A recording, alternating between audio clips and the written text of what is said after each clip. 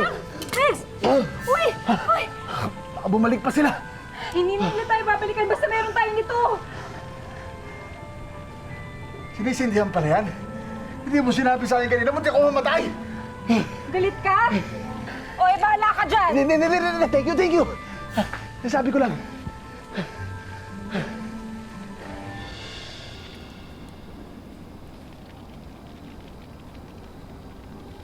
Abot pa naman siguro to hanggang bukas na umaga. Paano ba gumawa niyan? Hindi gumawa pa tayo. Hindi pwede. 3 linggo pinapatuyo yan ni Mamang.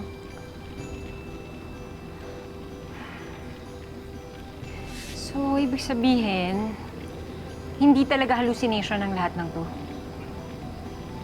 Yung mga sombra talaga ang kumuha kay Mamang at sa ibang mga tao? Kasalanan ko to eh. Dapat nakinig ako kay Aling Selma. Dapat di ko na tinuloy yung pagputol ng mga puno. Eh, wala na. Huli na ang lahat.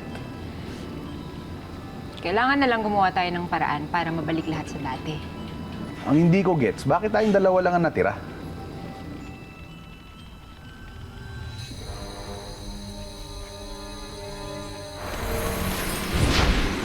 Sombra! Angel!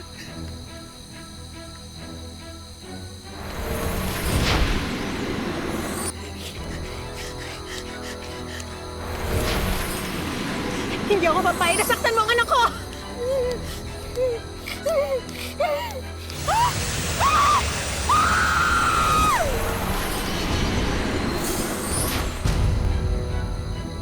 Mama?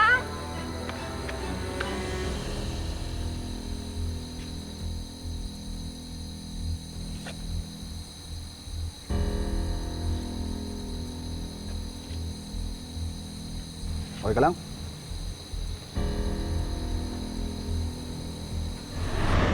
Nung gabing nawala si Mamang, may nakita akong insenso. So kaya tayo nakaligtas. Ang sabi mo, takot ang mga sombra sa liwanag ng kalikasan. Kaya hindi sila lumalabas kapag may araw at nawawala sila kapag may sinag ang buwan. Ang tanong, paano natin sila matatalo?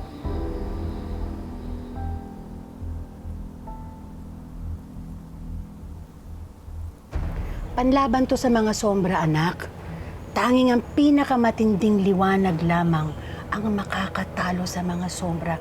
Kahit nga ang apoy. Walang laban sa kadiliman nila. Kailan ba kayo titigil sa kabaliwan na to? Makinig ka muna, anak. Hindi takot ang mga sombra sa artipisyal na liwanag. Kailangan liwanag ng kalikasan katulad ng araw o ng buwan. Pero may mga pagkakataon na hindi nagliliwanag ang buwan sa gabi. Pag nangyari yon, kailangan lagyan mo ng alitaptap itong luz eterna na nanggaling sa pinakamataas na puno sa pinakatuktok ng bundok.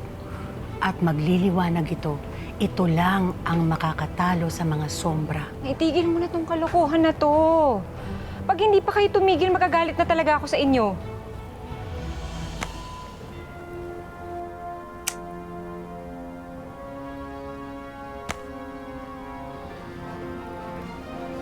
Teka, sandali. Sandali, saan ka na naman pupunta? Sandali lang! Alis ka ng alis!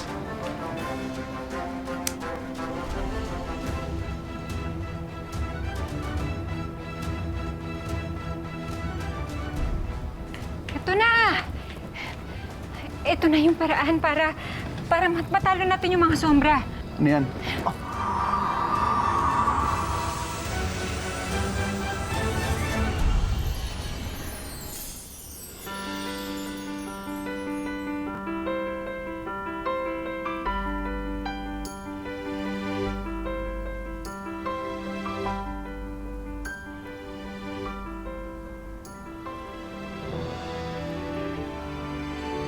Ay, sorry.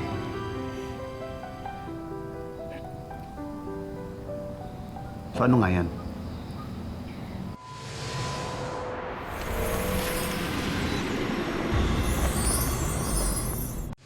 Daig kayo ng lola ko, hindi siya nagtatapos sa inyo. Luz eterna? Sabi ni Mamang, yan lang ang makakagapi sa mga sombra. Pero kulang pa daw yan ng sangkap. Ano pang sangkap ang kulang nito? Sabi ni Mamang, alitap-tap daw sa pinakatuktok ng bundok. Alitap-tap sa pinakatuktok ng bundok. Hindi ba pwedeng alitap-tap sa baba ng bundok? Kailangan talaga sa tuktok? Oo. Yun ang sinabi ni Mamang eh. Sa pinakamataas na puno, sa pinakatuktok ng bundok. Kaya ko kaya to? Panadera lang naman ako eh. Kaya mo yan. Bukas sa bukas, pag sikat ng araw, aakyat tayo sa tuktok ng bundok at hahanapin natin yung mahiwagang alitap-tap na yan. At magkikita na kayo ulit ng mamang mo.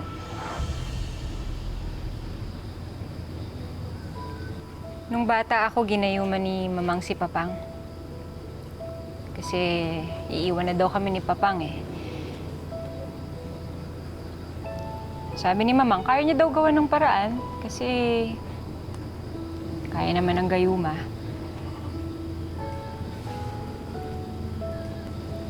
Pero pagising namin, kinabukasan, wala na si Papang at kahit kailan hindi na siya bumalik.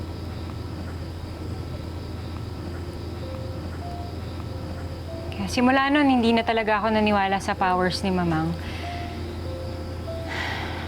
Iyak ako ng iyak nun.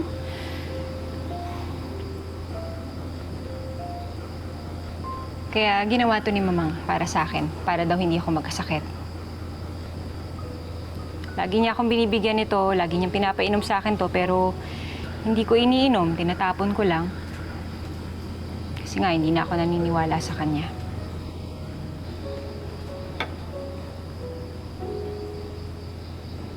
Meron pa pala nito. Siguro nga kaya hindi ako nagkakasakit noon kasi dahil dito.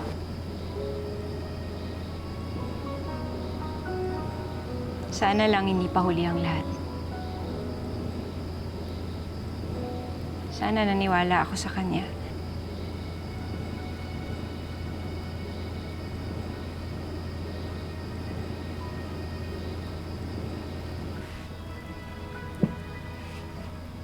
Hahagurin ko yung likod mo, ha? Pero walang mali siya to. Ha?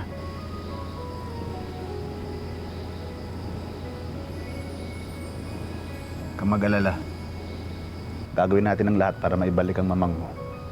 At hindi ako aalis hanggang di natin yung nagagawa. Tutulungan kita. Okay?